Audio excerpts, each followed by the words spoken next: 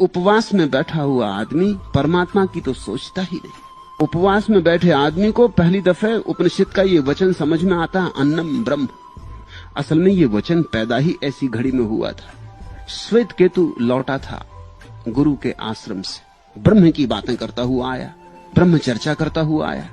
उसके बाप उद्दालक ने देखा कि ये बकवासी हो गया। उद्दालक उपलब्ध व्यक्ति रहा होगा। उद्दालक ने कहा, देख तू बहुत ब्रह्म की बातें कर रहा है, तू एक काम कर, तू कुछ दिन उपवास कर, फिर तुझसे हम बात करेंगे। 2-3 दिन उपवास किया, फिर पिता ने उससे पूछा कि अब कुछ ब्रह्म चर्चा करनी।